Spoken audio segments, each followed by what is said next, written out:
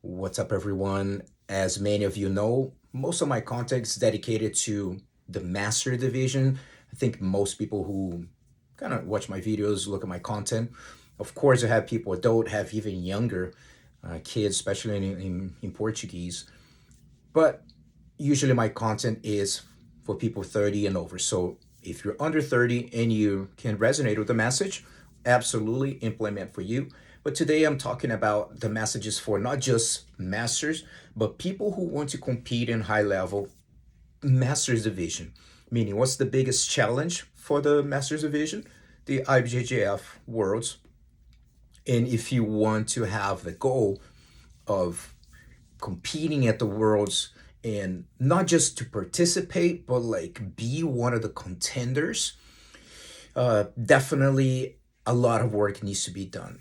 My message with people in Brazil, it's even different because they have the extra challenge of like even getting here to the United States, getting the visa, the money, the funds. So depending where you live in Brazil, so it's a long road for them. I know we have people come from everywhere in the world, Europe or Australia, Japan. People travel from all over the world to the tournament in Vegas, and it's every year is getting bigger and bigger. And the video is dedicated to for people who are on that moment in your journey that you're not quite in the 10-20% of the bracket that it's like the higher chance of winning because they earn their spot there with results. That's what high performance is about.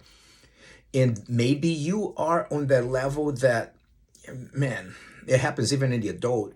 You're doing great, and then maybe get in a quarterfinal, lose to one of the 10% of being there consistently, or sometimes like getting a semifinal, but something is missing. We're talking about the first place winning. Okay, every time if didn't work, sure we took second, or it didn't work, you took third, or maybe lost in a quarter, but you going in with the mentality of I'm coming here to compete, not to participate. Okay, so many times for you to get to that level, you need to flip the switch, mentally speaking, your mindset, because sometimes that's what you need. You kind of there developing your confidence, because when you go to the master worlds, you need to understand what kind of people we will be facing. And why do I talk about, I'm talking mainly black belt division, because if you're a color belt and you enjoy competing, I don't care if you're blue, purple, and maybe you're 20 something, getting close to 30, or you're already in your 30s and you do enjoy competing, at one point you might compete at the Master Worlds, and it's a different level. So brown and under, the color belts, is kind of like the college. You're a trainee and then you graduate to black belt. Now you're in the market. Okay, and you're gonna face people who, from I would say from Master Six and under, people who former world champions, black belt from the 90s, or even if it's not champions, but it's like high level black belts from there that they won color belt world championships.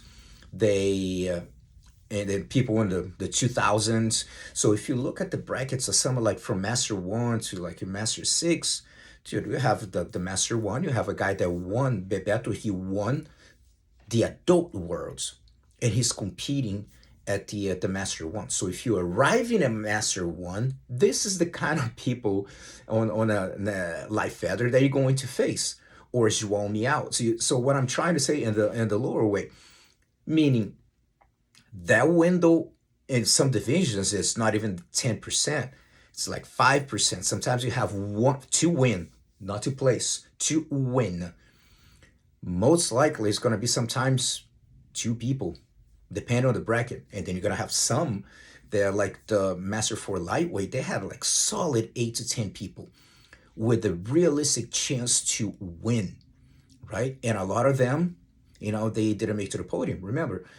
And there's only one champion. So you need to come in with a full package, trusting that you believing, even having a conviction, even better, that you can be competitive and go for the first place.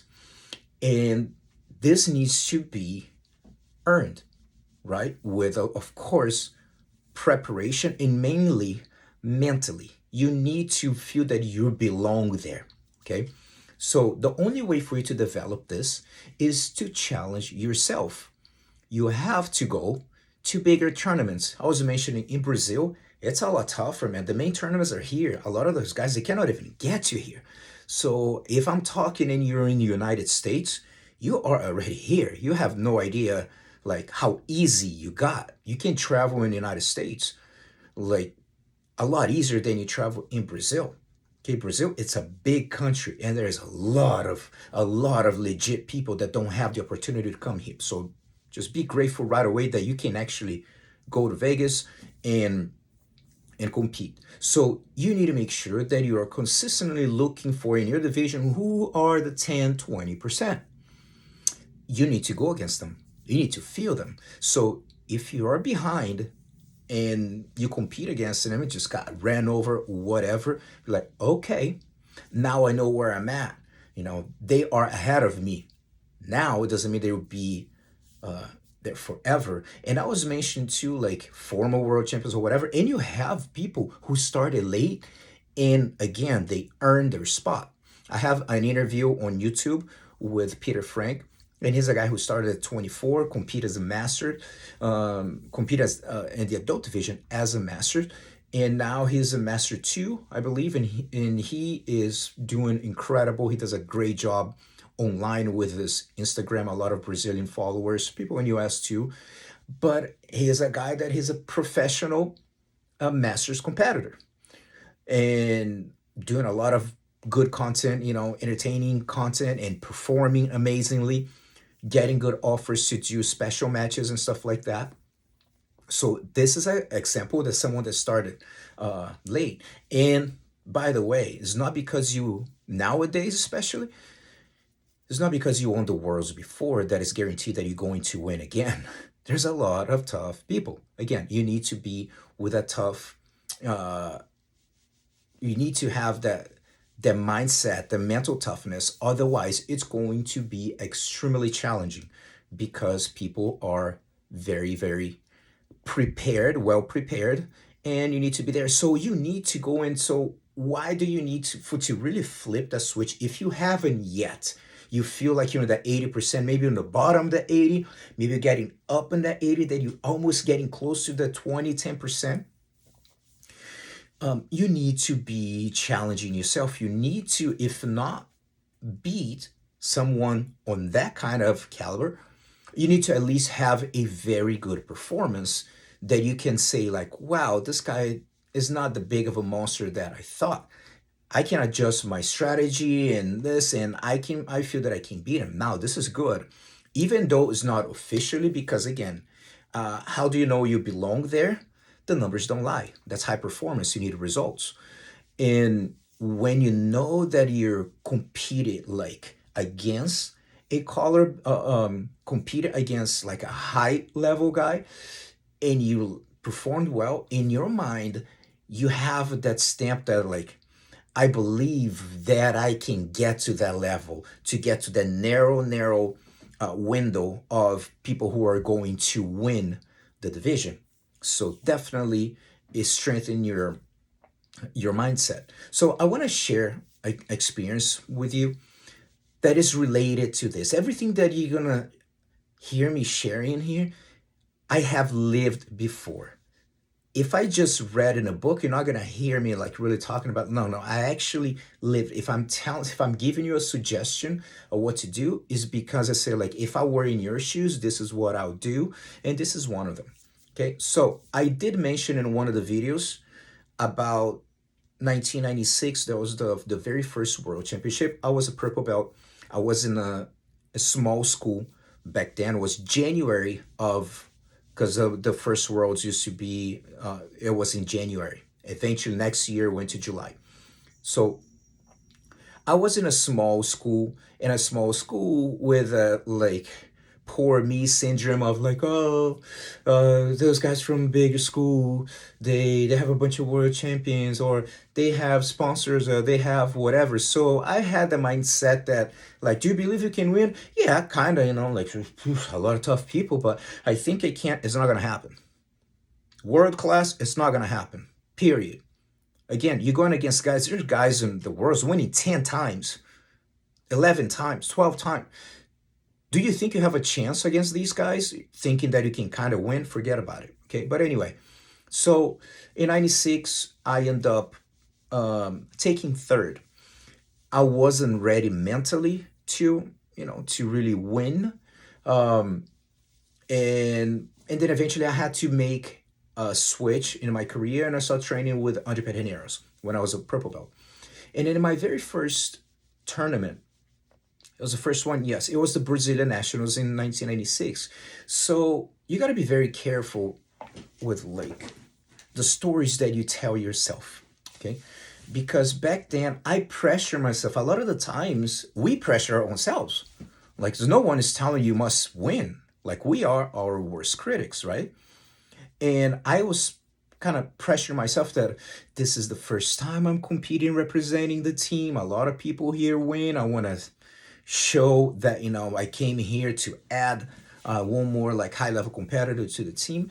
And I end up like super anxious and holding back. Won my first match and lost the second one by advantage, and to a person that I had beat 2 or 3 times before. So mentally it was not my authentic self there, right? And playing safe ended up costing me the match. So why is this relevant? Because the winner of that tournament, I put a video in Portuguese, so I speak directly with this person that I tag him, Aaron Hortman. He lives in Florida now. He's actually one of the referees at the Arizona BJJ League. So usually he comes from Florida, and he's coming again for the next tournament. And one time, and he won this division that day. Back then, for people, most people who are listening here, I guess we have some Brazilians who are listening, maybe guys from old school, but I'm directing this to, let's say, to English native speakers, and of course, whoever wants to hear the Portuguese version and the English version. And he had a great day. It was a very solid, tough bracket, and then he won. So he used to win a lot of tournaments back then, and I don't feel that I was ready mentally to win that day. And I lost. I lost to someone that didn't place, that maybe like had like 2 more matches and then lost. I don't remember. But anyway, so 6 months after this Brazilian Nationals, there was a tournament in a local small tournament in Rio, like about an hour and a half away in a city called Teresópolis, which is a small town that produced a lot of big names. Big names come from that town. So I heard I wasn't going to compete at this tournament because I was giving priority to a different tournament, and I couldn't afford both of them. And then there has some people from the academy who was going to compete, and I was just like, yeah, no, it's okay, I'll go next. And then back then there's no online registration. It's we have a list, and then you send the list to the organization and stuff, and then you start hearing who rumors of who is competing. And then I heard like, hey, I heard that Aaron was competing, so I said, that is my shot. I have to go. I have to feel the dude. You know what I mean? Because if he is on the top, I need to see, like, am I behind? If I'm behind, how far am I behind? I need to know. And since it was a small tournament, I was like, there's a good chance I'm gonna run into him. And so I went to the tournament. There was 3 matches to win, and then we met in a semifinal. So I ended up winning by 2-0, right? So now, what is the point of the story? So we have a few things. When I flipped my switch, that I really had like, okay, I feel like I belong, at least my quality of jiu-jitsu. I don't feel that I was in the 10-20% because I need to prove, I need to earn. Again, I took third at the Worlds. However, and this was already like a year later, because the Worlds in 96 to 97 was about a year and a half away, just because they did in the summer. It was a disaster, no AC in the place, it was a disaster. So they said, like, you have to do it in the winter. So that's why they started doing it in July. And in my mind, I had the stamp that I belong, I can compete against this guy. So now I believe that I can be on a select small group that the better chance to win. Meaning, if you are in a position that I was at some point, you have to go after these people. Not that like, I'm gonna see this tournament here. Oh no, this guy here won this. I know, I'm gonna go this one. I'm gonna go that one. If you were trying to be your most authentic, the best that you can be, win a world championship, you have to like feel these people and be like, okay, let me see how I do. And that's exactly what it did for me. And I believe it can do it for you. I'm like, what if I lose and I get smashed? Well, now we found out that you're behind and you need to see like, what do I have to do? You know, I now I know. It doesn't mean that this person is going to be ahead of you forever. But remember, there are a lot of experienced people.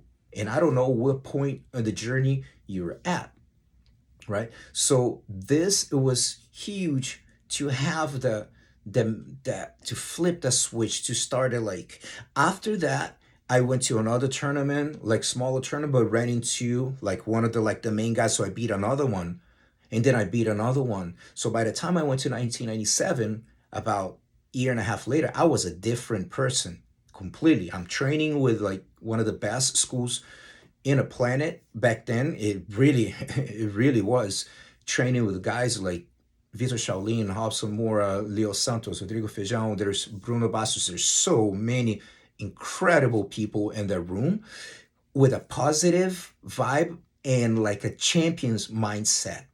Not like, oh, that guy. No, no, no. There isn't. We don't talk about. We talk here about first place. It's about becoming really a world champion and being like, you have to go against everyone, and you have to develop that confidence that you can. I can come here to any tournament and I can be competitive and be one of the contenders to win. You have to earn this this opportunity to be on top, right? So I mentioned that, and I won, and then months later I ended up winning the worlds for the first time in 97. Experience for the first time the feeling of a conviction, because I was so well trained and trained with the best guys in the world. A lot of guys already world champions, and I'm like, and I'm hanging. Of course, some people I'm getting smashed, but I'm saying like people who are in my belt and my level, and I'm like, man, I believe I can do it. So I feel that the same can happen to you, but you have to go out of your comfort zone. You have to go after these people, because you want to make sure that you have the tranquility that is like, man, that was me, my 100% authentic version. It was me there, right? And developing, improving, and try to fix whatever you want. So how often you're going to compete, that's from each one. You see guys that won the worlds like 10 times and they compete once a year. They earned their spot to be one of the favorites. Guys that compete once a year, they go there and they win again. So if you're a color belt and you're going into the Masters and you want to become a Master Black Belt World Champion, especially nowadays, this tournament has grown a lot in the past 12 years since it started. Imagine how this is going to be in 5 years. Imagine how this is going to be in 10 years. There's divisions with people having the possibility of 7 matches, right? I don't think anyone got it, but like some extra people was in a bracket saying like, if you win, but like they didn't. But I think there's a potential of 7 matches with world-class people, and it's not going to really happen. And I was mentioning too, in Portuguese at the end, I was like, well, I'm not trying to impress anybody, trying to, look at what I did. I went after everyone. No, no, no, no. It's just to convey to you that if you haven't had your click yet, you need to do something like that to be able for you to really question this. And with Aaron, that was interesting too, because he didn't remember that we competed. When I mentioned to him, we're like, yeah, we did it. He was very confused. Like, did we? I was like, trust me, yeah, I know, because I went after you, so I know that we did. And then he was like very confused. But then we competed again when we were brown belt at the Brazilian Nationals by teams, and I did not have a good performance. He did, and I lost. And I told him like, well, we're 1-1. We're not gonna try to break this tie. It's gonna be this here forever. and that's it. But that was cool. That I'm sharing the story and he's listening to the Brazilian version, and we can like talk about it and grow. And I told him like, you helped me to develop my confidence. You were inspiring me. You were winning all the terms. So like he had a target on his back. I said, I need to go after that dude. That's what I need to go after. And maybe if you're on the 10, 20%, maybe you have a target on your back and people are going after you, and that's okay. And if you're going after those people with like the 10, 20%, make sure that you have your full package, everything, technical, strategic, mental, physical, emotional, spiritual, because that, and you need to be inspired that day to really win. Everything needs to come together, and especially your mind needs to be on point. So if it's hard for people who are really putting a lot of effort, imagine if you kind of put in the work and you kind of believe yourself, it's not going to work. It's not going to work. So challenge yourself, that you will be surprised the click that you can have and flip the switch, so you can become one of the main contenders, if you're not quite there yet, to be one of the contenders, to be competitive, not to participate in a tournament, to be competitive and achieve your goal, if that's the goal, to become a master black belt world champion. Peace.